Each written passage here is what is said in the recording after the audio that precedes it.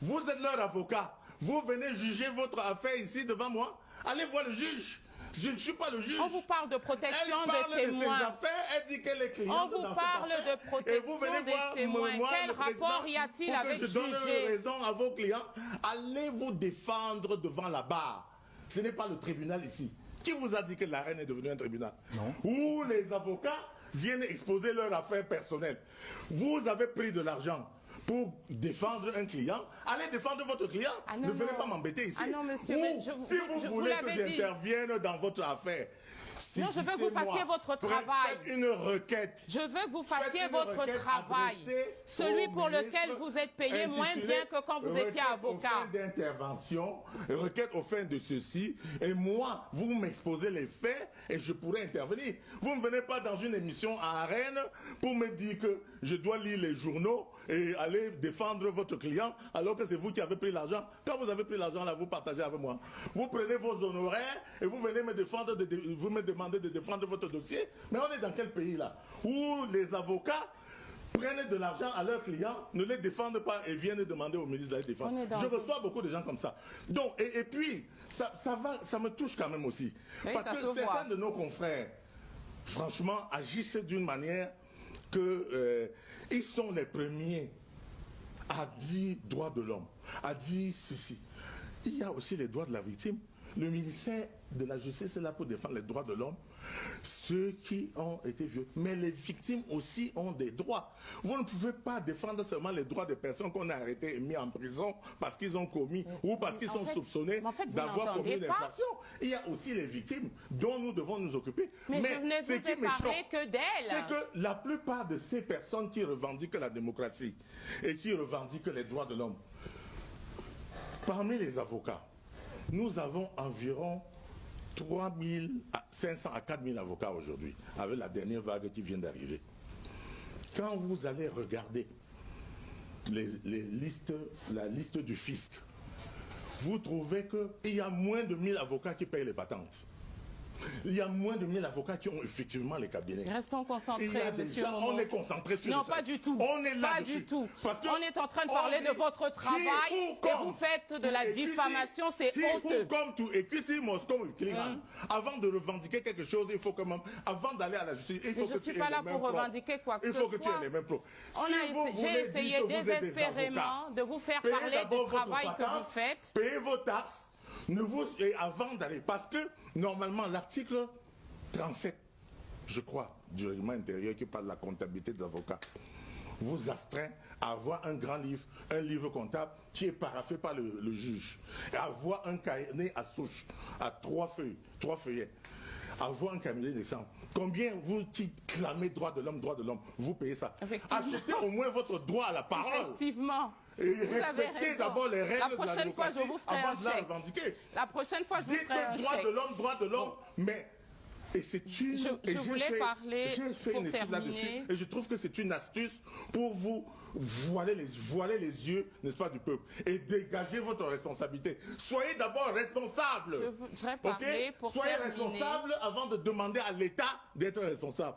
Vous pensez que l'État fonctionne avec quoi? Avec cette taxe-là, avec cette patente. Oui, on voit comment il fonctionne. J'ai vu les gens au Conseil constitutionnel venir parader des avocats. Je suis maître un tel, je suis maître un tel. Il n'a pas de cabinet, il n'a pas de patente, il ne paye rien. Il y en a d'autres qui disent qu'ils sont dans un autre cabinet. Ils ne sont ni salariés ni rien. C'est-à-dire qu'ils ne sont pas avocats salariés. Monsieur, on est ici pour parler de vous. Mais ils volent l'État et accusent l'État de voler.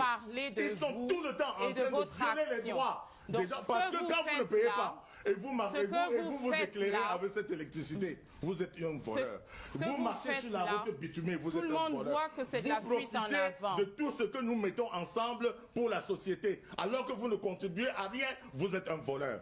Voilà. Est-ce que c'est pour ça que l'État ne défend pas les droits de l'homme? L'État défend les droits de l'homme. La preuve. Il n'y a qu'à voir comment est-ce qu'il arrive à l'expliquer. N'est-ce pas? Donc, le droit de citer. Dernier point sur les droits de l'homme. Allez chercher ça. Le droit de citer. Dernier point sur les droits de l'homme. Ceux qui ne payent pas le droit de citer. Avoir un peu de silence et un petit peu moins d'hystérie, monsieur Momo. Vous devez retourner vivre en brousse. Dernier point. Parce que si vous vivez en brousse, dans la forêt. Monsieur Tongue, vous avez signalé tous les coups en dessous de la ceinture, là. Dernier élément. vous avez laissé croire aux téléspectateurs que en accompagnant la politique du président Paul Biya, je serais devenu une autre personne. C'est-à-dire que je ne défendrai plus les mêmes valeurs de justice et de vérité. Ça, c'est faux, madame. Je ne sais pas pourquoi vous pensez ça, ce n'est pas du tout le sujet. Je vous demande quelles sont les avancées pour le peuple camerounais. Permettez, arrivez alors. Je ne suis pas contre les valeurs que j'ai défendues. Je suis pour les valeurs de justice, pour les valeurs de solidarité, pour les valeurs pour la protection des droits de l'homme, exactement comme le président Paul Biya. Et exactement comme moi. Ne vous inquiétez pas, on va y revenir. Et il m'a mis là où je peux défendre. Exactement. Et je crois que là où je suis, je suis davantage utile.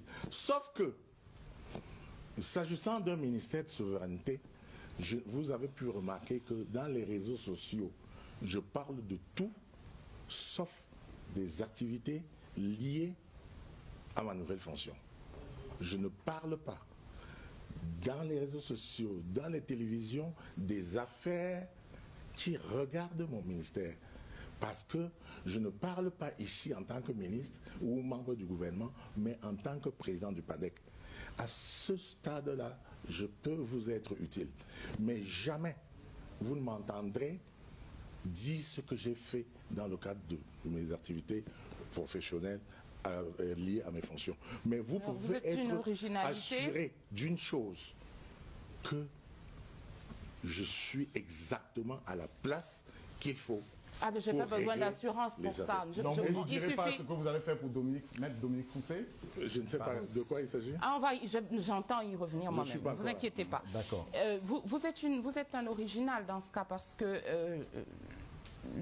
la tendance du gouvernement et la tendance du chef de l'État en particulier, c'est de rendre compte aux citoyens camerounais, à nos concitoyens, de l'action du gouvernement. Alors, vous faites beaucoup d'autres choses. Il est élu. Est-ce que moi, là, je suis élu, mon frère?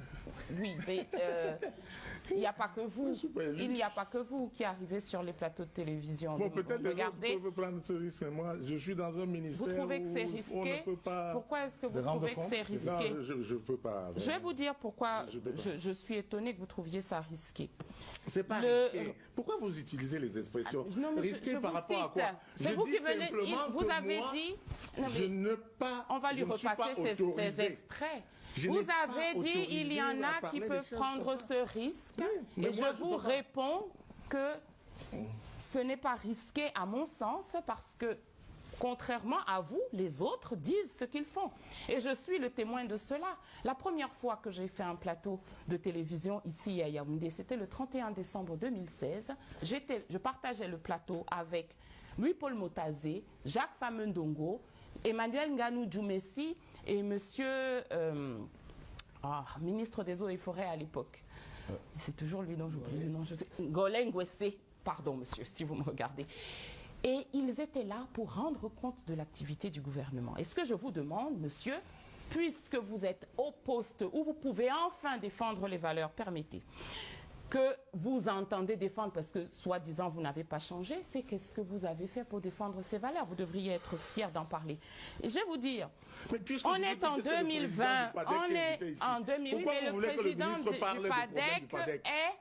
Mais c'est en tant que président du PADEC qu'on vous a nommé... Vous m'avez bien dit que c'est le président du PADEC qui est invité ici. Oui. Tout à fait. Donc, mais c'est en tant que président du PADEC que vous avez été désigné... les activités du gouvernement, j'allais demander, n'est-ce pas, au chef du gouvernement... Non, ne me parlez pas des activités du gouvernement, parlez-moi de vos activités à vous.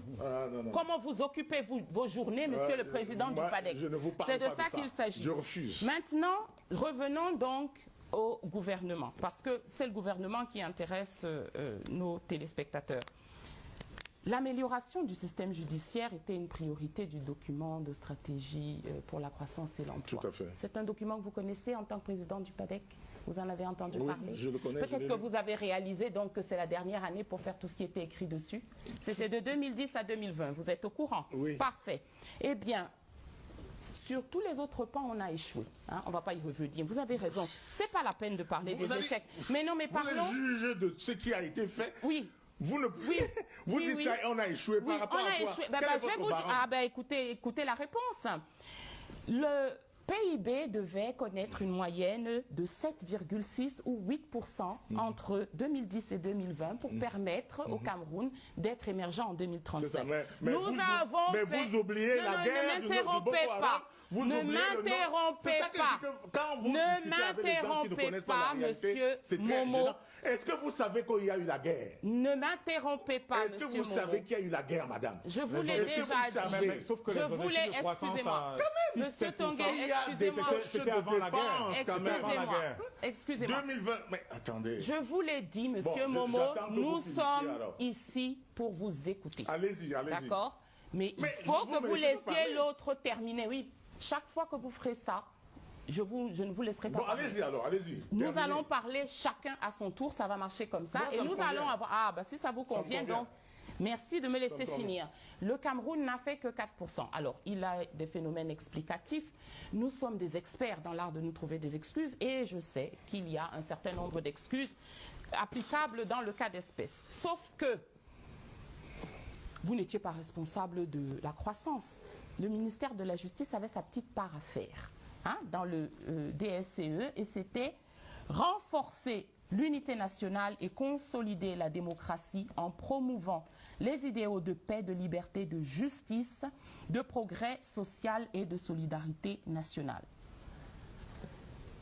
Qu'est-ce que vous faites, vous, aujourd'hui, pour promouvoir l'idéal de justice en tant que président du PADEC, M. Momo, puisque vous défendez des valeurs, et je crois que c'est pour ça que vous avez été nommé ministre. Certains pensent que, en fait, on désigne des ministres pour leur permettre de manger et de boire à leur faim et de découvrir de nouvelles marques de champagne et de changer leur garde-robe et de s'acheter de nouveaux costumes. Je ne suis pas d'accord. Je pense que c'est une injustice à vous faire. Je crois qu'on nomme des ministres parce qu'on attend d'eux qu'ils travaillent.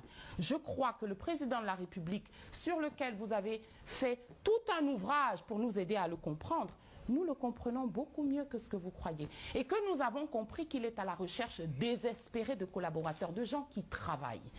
Est-ce que vous pouvez nous dire, Monsieur Momo, maintenant qu'il vous a fait la grâce insigne, enfin, dans votre vie, de vous permettre de devenir un ministre plein, qui peut enfin défendre les valeurs? Comment est-ce que vous défendez ces valeurs-là? D'accord. Vous m'avez, Rodrigue Tongué, signalé que c'est une émission d'impertinence. Oui. Je tolère ces genres d'impertinence. Je les accepte. Mais pas d'outrage. Oui, Mais pas d'outrage. voilà. Je ne veux pas que ça glisse à l'outrage, ni à l'injure, ni au dénigrement. Parce que sinon, je serais obligé d'enfourcher Mon rôle de ministre. la même verve. Puisque j'ai Ah fait- d'accord, puisque vous j'ai m'avez fait j'ai peur. fait mes combats. J'ai cru que vous étiez J'ai en fait- train d'essayer de pardon, vous maintenant, intimider. Vous en prie. envoyez J'ai- la politesse. J'ai Oui, fait oui, mes vous avez combats raison. dans la rue aussi. J'ai fait mes combats là où vous faites les vôtres. Je les ai faits avant vous. Donc Vous si le je veux regrettez, je crois. vous traîner dans la boue ici, je n'aurai aucune pitié que vous êtes une dame. Parce que vous faites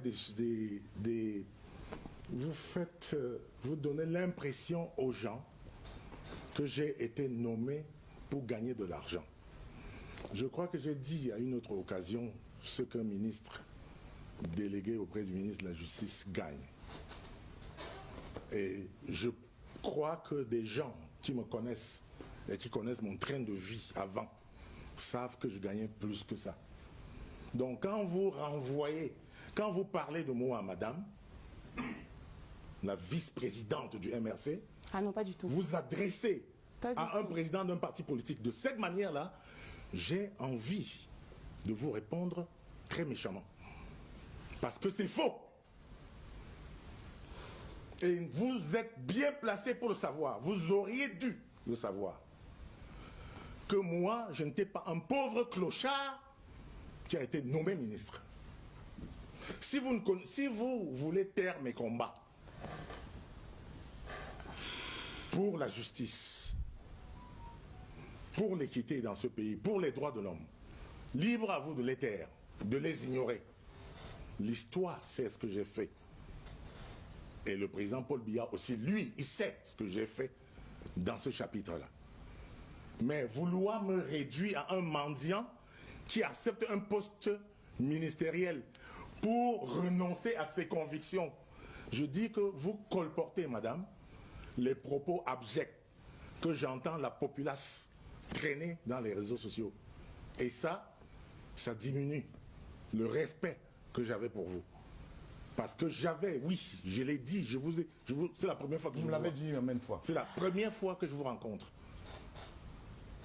Mais que ça sorte d'une manière subtile, voilée de votre bouche, madame, ça me choque. Ah d'accord, donc vous n'aimez pas la subtilité. Donc, ça me choque. Vous n'aimez pas la subtilité. Alors, moi, je vous ai demandé et je ne serai pas discrète. J'ai bien compris ce que vous m'avez demandé. Ah ben donc alors décidez-vous à répondre. Décidez-vous à répondre. C'est moi qui ai la réponse, c'est pas à vous. Et j'ai le calendrier de Monsieur Momo, répondez. Et si je m'en tiens à votre propre émission, je pensais que vous revendiquiez le droit à la parole. Alors laissez-moi le droit à ma parole quand vous avez daigné poser des questions qui rasent les marécages. Si vous étiez déjà dans cet état, je ne sais pas dans quel état vous allez terminer l'émission. Parce que j'ai d'autres questions qui sont encore plus difficiles. Si celle-là vous paraît difficile, je ne sais pas comment ça va se passer finalement. C'est une question abjecte. Parce qu'on a dit qu'on ne s'attaque pas aux personnes. C'est abject de vous demander qu'est-ce que vous avez provoqué comme avancée. Et qu'un individu vient dire ici que moi j'ai été nommé pour de l'argent. Mais j'ai dit exactement le contraire. Vous croyez que vous maîtrisiez mieux que ça la langue française? S'il vous plaît. J'ai dit exactement le contraire. Jean de Diomomo, Michel Doki, moi la question que j'ai entendue, c'est ce que vous avez fait pour la promotion des droits de l'homme. Mais vous n'avez pas entendu, n'est-ce pas, ce qu'on a dit avant. Je ne suis pas capable de subtilité comme vous. Vous n'avez pas entendu qu'elle a dit que moi, j'ai c'est ce que les gens disaient de vous, effectivement, et que je pense qu'ils ont tort. Vous n'avez pas entendu. J'ai dit que je pense que les gens qui disent ça en tort. S'il vous plaît, madame. Il y a donc la question de fond. Vous voulez donc vous avez posé une question, vous attendez une réponse. Oui, j'aimerais beaucoup. Mais vraiment, nous allons parler de la défense des droits de l'homme et des avancées du peuple camerounais depuis que vous êtes ministre, puisque vous êtes ministre parce que vous avez des convictions. Ce n'est pas en répétant comme un perroquet que ça va entrer, d'accord? Arrêtez de jouer au perroquet. Vous répétez ce que vous entendez sur les réseaux sociaux, vous répétez ce que vous entendez dans la rue, vous ne me connaissez même pas. Et c'est pas en vociférant qu'on verra que vous n'avez pas de bilan. Vous permettez de me juger. Qui êtes-vous? Ce n'est pas en vociférant qu'on ne verra pas que vous n'avez pas de bilan. Défendez votre bilan, vous êtes là pour ça. Défendez votre bilan, vous êtes là pour ça. C'est pas parce que vous êtes parachuté vice-président du MRC que vous avez... Je ne suis pas vice-président du MRC. Maître Sim Tiranoa et Mamadou Bota, le volume n'est pas bon. Je ne suis pas vice-président du MRC. Donc, on passe, on switch la question. On change? Oui. Question suivante. D'accord, pas de bilan. Bien. Dans le portefeuille du ministère de la Justice, il y a, je suis contente que vous le releviez, la protection des droits de l'homme. Et en ce qui concerne la protection des droits de l'homme, je crois que vous deviez parler aujourd'hui des libertés publiques. J'aimerais bien vous entendre sur la protection, la défense des libertés publiques, avec l'actualité qui est la nôtre. J'aimerais bien vous entendre parler de Samuel Ouazizi et de ce que vous faites pour que justice lui soit rendue, que l'on comprenne comment il est décédé et pourquoi est-ce qu'on l'apprend 10 mois plus tard. J'aimerais bien vous entendre sur la situation, le massacre en Garbou et les dispositions qui sont prises par votre ministère pour que ce type d'incident donne lieu à la mise en cause de la responsabilité des personnes coupables de ces violations de la loi, pour que la vérité se manifeste pleine et entière, et pour que ce genre d'incident ne se reproduise pas au sein de l'armée camerounaise. Et voilà donc encore une question qui témoigne une fois de plus de la méconnaissance de comment fonctionnent les choses. Je n'irai pas jusqu'à dire que c'est de l'ignorance, parce que, comme chacun sait, la justice militaire ne dépend pas du ministre de la Justice, mais du ministre de la Défense. Que le tribunal militaire ne dépend pas du ministre de la Justice, mais du ministre de la Défense. Donc chacun sait. Et qui plus est, quand on est avocat, on est censé le savoir. Vous ne pouvez pas poser une question destinée au ministre de la Défense, au ministre de la Justice. D'accord, donc vous ne faites rien pour défendre les droits de l'homme parce que ce n'est pas votre travail. Et donc, de ce point de vue, nous parlions d'un cas spécifique. Hein. Samuel J'ai Ouazizi. promis, n'est-ce pas, d'être tout à fait ouvert ici à votre émission, parce que j'estimais quand même que j'aurais des personnes civilisées qui ne vont pas m'attaquer sur des questions personnelles. Ça, Vous ça me trouvez gêne ça beaucoup. personnel? Donc, de toutes les façons, s'agissant des droits de l'homme, je suis à la place qu'il faut pour défendre les droits de l'homme. Et nous le faisons, tout le temps. Tout le monde sait, tous les avocats ont été témoins ici, lorsque des avocats se sont fâchés pour des questions de violence et des droits de l'homme. Et qui sont venus me voir. C'est moi qui assurais l'intérim à ce moment du département, puisque le chef de département lui-même n'était pas là. J'ai reçu tous les avocats et j'ai mis en place une commission qui fonctionne encore aujourd'hui. J'ai mis en place une commission composée de tous les acteurs de la chaîne pénale, c'est-à-dire de tous les responsables qui sont intéressés par les questions de droits de l'homme. Et c'est là où je vois des acteurs des droits de l'homme qui n'arrivent pas à comprendre ce qu'on fait. Et je mesure la peine du président de la République qui travaille pour nous et qui ne reçoit qu'insultes. Quand vous faites ce que j'ai fait, c'est-à-dire avec enthousiasme, pour défendre les droits de l'homme dans ce pays, et que vous recevez des injures, je peux vous assurer que ça ne vous encourage pas beaucoup. Moi, j'ai mis une chaîne pénale constituée de directeur de la justice militaire, le délégué général à la Sûreté nationale, le secrétaire d'État à la gendarmerie, le Minjustice et tous les directeurs, y compris le directeur des droits de l'homme. Parce que au niveau du ministère, nous avons une direction des droits de l'homme, spécifiquement chargée des droits de l'homme. C'est-à-dire, lorsque nous sommes avertis, nous intervenons immédiatement. On n'a même pas besoin du ministre délégué pour le faire. La directrice des droits de l'homme elle-même peut immédiatement prendre les mesures. Je vais dire sans que ça passe par moi. Mais il arrive que c'est moi qui sois saisi, que des confrères viennent me signaler ou m'appellent pour me signaler. Comme vous êtes en train de parler d'un cas là, moi je ne suis pas encore saisi, mais chaque fois, et les confrères vous le diront, chaque fois que j'ai été saisi, je suis intervenu à l'immédiat. Quand c'est la gendarmerie, moi j'ai saisi le 7 immédiatement. Quand c'est ça concerne la Sûreté nationale, je saisis la Sûreté nationale. Et c'est pour ça que je disais même que je fais plus œuvre utile là où on m'a mis que quand j'étais de l'autre côté, où je défendais effectivement les droits de l'homme, où je dénonçais les violations des droits de l'homme. Mais aujourd'hui, je ne les dénonce pas. Je trouve une solution moi-même, immédiatement.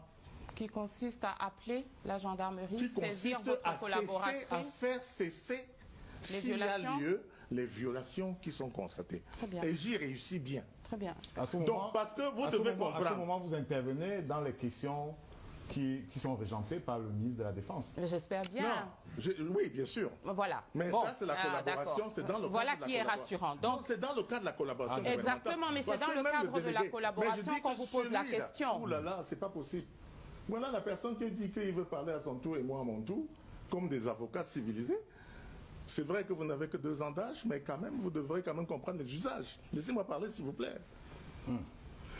Donc, dans le cadre de la solidarité gouvernementale, je les ai appelés et nous avons mis en place une commission qui fonctionne avec Charles Tchungan, le bâtonnier, qui est là, qui est membre de cette commission, avec beaucoup d'autres avocats. Ce n'est pas une affaire personnelle. J'ai dit, il y a beaucoup d'autres, y compris, je crois, le représentant du bâtonnier ici, Natanga Akuna, elle est là. Donc, c'est une grande, je crois que c'est une vingtaine de personnes qui sont chargées de veiller scrupuleusement, non seulement aux violations des droits de l'homme concernant la pratique professionnelle des avocats, mais dans tout le pays, puisqu'ils sont représentés.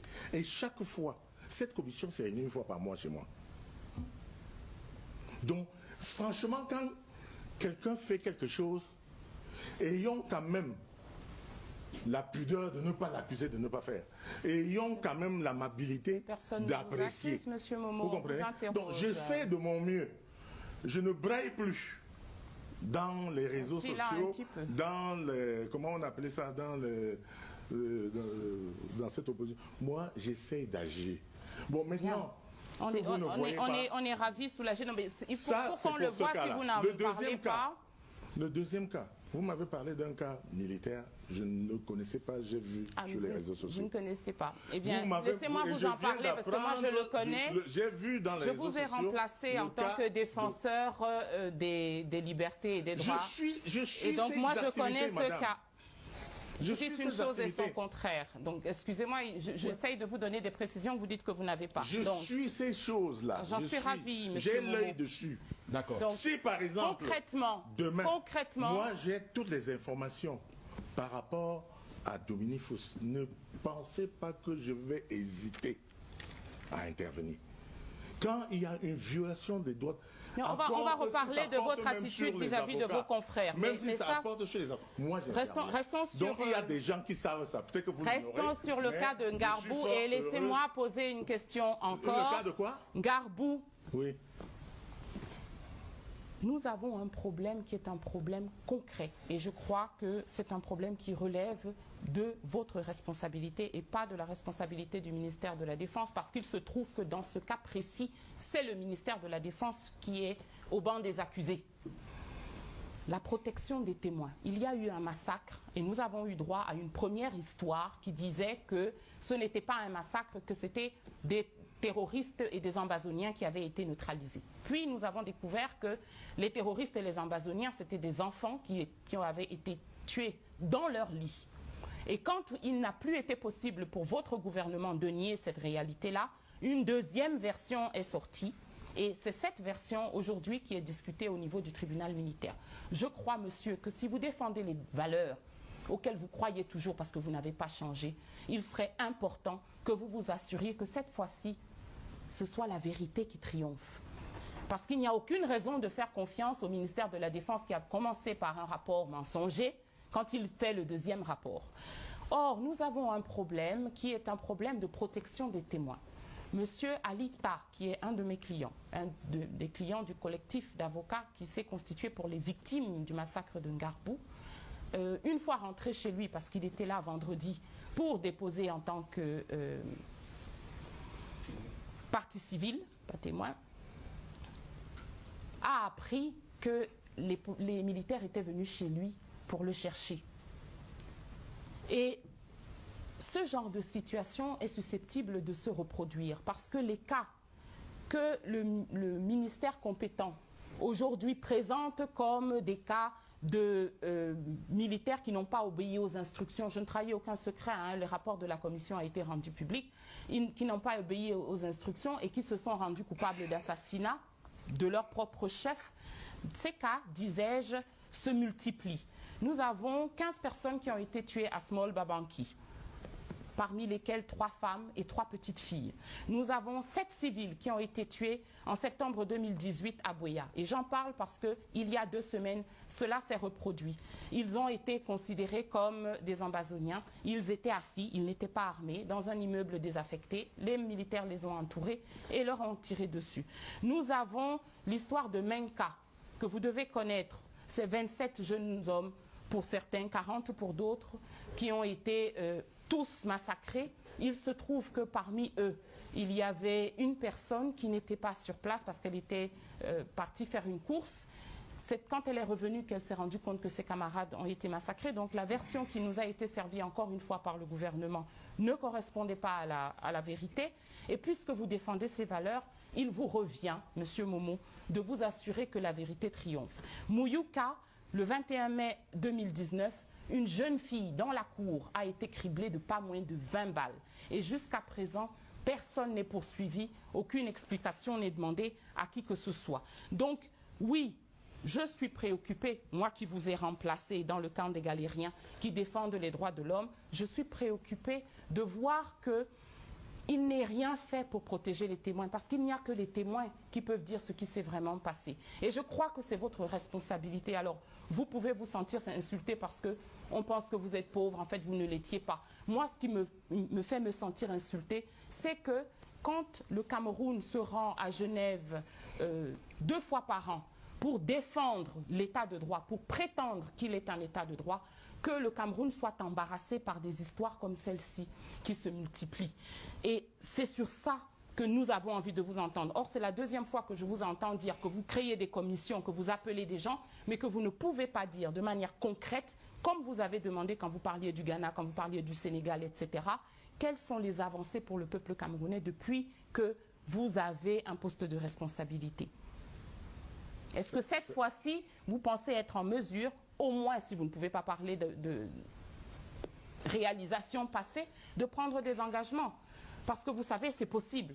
Vous pouvez dire pour l'avenir, voilà, j'aimerais bien, je m'engage à créer, comme ça a été fait au Kenya, en Afrique du Sud, au Ghana, un organe indépendant qui s'assure de la protection des témoins dans des affaires comme celle de Ngarbou qui sont susceptibles de se multiplier dans les mois à venir.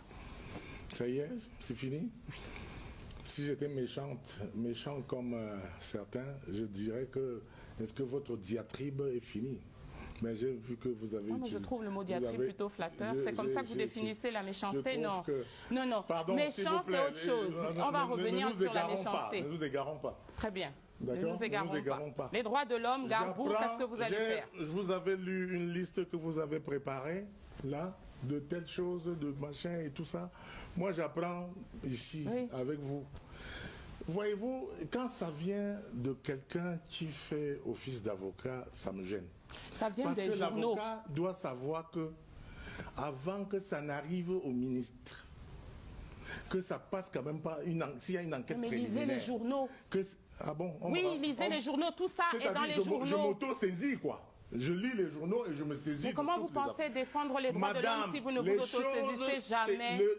C'est totalement ridicule. Vous allez rester là à nommer des commissions, à attendre que des gens qui se font assassiner. Vous allez rester là à nous dire que vous allez attendre que des gens qui se font assassiner vous saisissent par requête. Vous êtes leur avocat. Vous venez juger votre affaire ici devant moi. Allez voir le juge. Je ne suis pas le juge. On vous parle de protection des témoins. De ses affaires, elle dit qu'elle est cliente. On vous parle de protection des témoins. Quel rapport y a-t-il avec le juge? Je donne raison à vos clients. Allez vous défendre devant la barre. Ce n'est pas le tribunal ici. Qui vous a dit que la reine est devenue un tribunal? Non. Où les avocats viennent exposer leur affaire personnelle. Vous avez pris de l'argent pour défendre un client, allez défendre votre client. Ne venez pas m'embêter ici. Ah non, monsieur, si vous voulez que j'intervienne dans votre affaire, non, je veux que vous fassiez votre travail. Faites une requête. Je veux que vous fassiez votre travail. Celui pour lequel vous êtes payé moins bien que quand vous étiez avocat. Requête au fin de ceci, et moi, vous m'exposez les faits et je pourrai intervenir. Vous ne venez pas dans une émission à Rennes pour me dire que je dois lire les journaux et aller défendre votre client alors que c'est vous qui avez pris l'argent. Quand vous avez pris l'argent, là, vous partagez avec moi. Vous prenez vos honoraires et vous venez me défendre, vous me demandez de défendre votre dossier. Mais on est dans quel pays là? Où les avocats prennent de l'argent à leurs clients, ne les défendent pas et viennent demander au ministre de les défendre. Je reçois beaucoup de gens comme ça. Donc, et puis, ça me touche quand même aussi. Oui, parce que certains de nos confrères, franchement, agissent d'une manière que ils sont les premiers à dire droits de l'homme, à dire ceci. Il y a aussi les droits de la victime. Le ministère de la Justice est là pour défendre les droits de l'homme, ceux qui ont été violés. Mais les victimes aussi ont des droits. Vous ne pouvez pas défendre seulement les droits des personnes qu'on a arrêtées et mis en prison parce qu'ils ont commis ou parce qu'ils sont soupçonnés d'avoir commis une infraction. Il y a aussi les victimes dont nous devons nous occuper. Mais je ne vous ai parlé que d'elles. C'est que la plupart de ces personnes qui revendiquent la démocratie et qui revendiquent les droits de l'homme, parmi les avocats, nous avons environ 3500 à 4000 avocats aujourd'hui, avec la dernière vague qui vient d'arriver. Quand vous allez regarder la liste du fisc, vous trouvez qu'il y a moins de 1000 avocats qui payent les patentes. Il y a moins de 1000 avocats qui ont effectivement les cabinets. Restons concentrés, Il y a monsieur déjà, Momo. on est concentré sur Non, ça. pas du tout. On est là Pas dessus. du tout. Parce que On est en train de parler de votre travail et vous faites de la diffamation, c'est honteux. Comme tout equity must come with clean hand. Avant de revendiquer quelque chose, il faut quand même, avant d'aller à la justice, il faut Mais que je suis tu pas aies là les mêmes pour preuves. revendiquer quoi que Il ce faut que tu soit. aies les mêmes preuves. J'ai essayé désespérément de vous faire payez parler du d'abord votre travail que patente, vous faites. Payez vos taxes.